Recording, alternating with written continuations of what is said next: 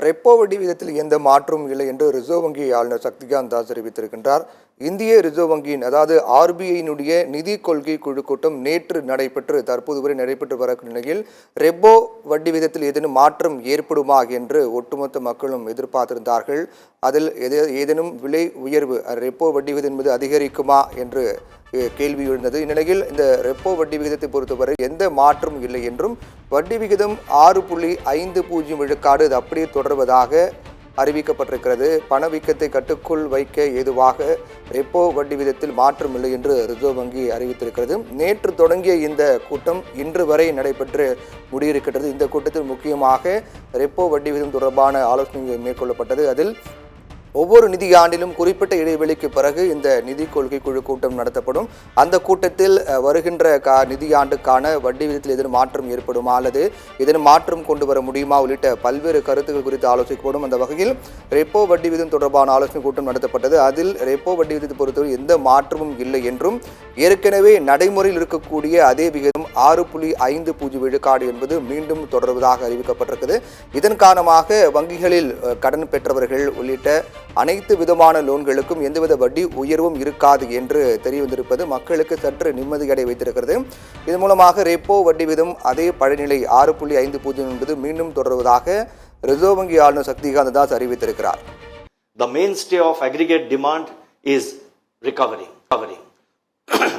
And it is recovering with steady discretionary spending in urban areas. Revival in rural demand is getting a fillip from improving farm sector activity. Investment activity continues to gain traction on the back of ongoing expansion in non-food bank credit. Merchandise exports expanded in April with improved global demand. Non-oil, non-gold imports entered positive territory. Services exports and imports rebounded and posted a strong growth in April this year. Looking ahead, the forecast of above normal southwest monsoon by the Indian Meteorological Department, that is IMD, is expected to boost kharif production and replenish the reservoir levels.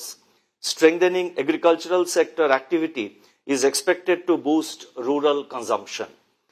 On the other hand, sustained buoyancy in services activity should continue to support urban consumption.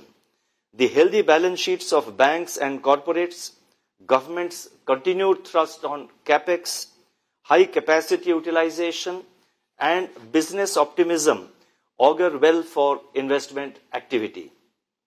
External demand should get a fillip from improving prospects of global trade. Taking all these factors into consideration, real GDP growth for the current financial year 2024-25 is projected at 7.2%.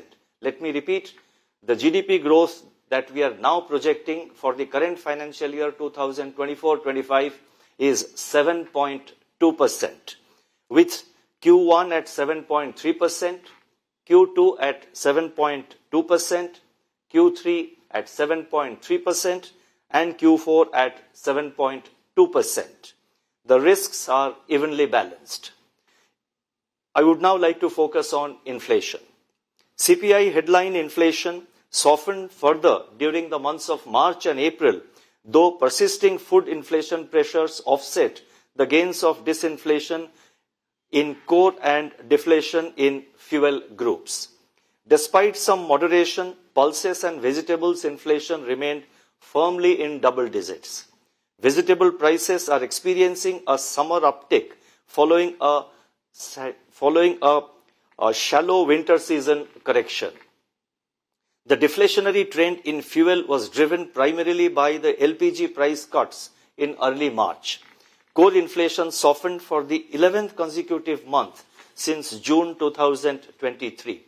Services inflation moderated to a historic low and goods inflation remained contained.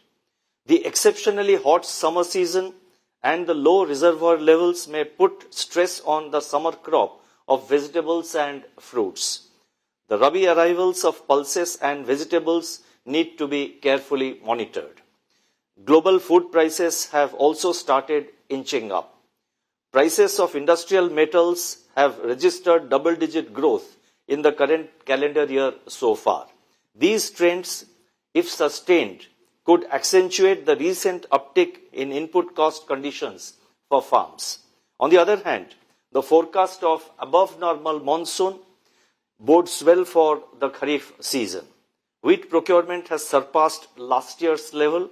In fact, the buffer stocks of wheat and rice are well above the norms.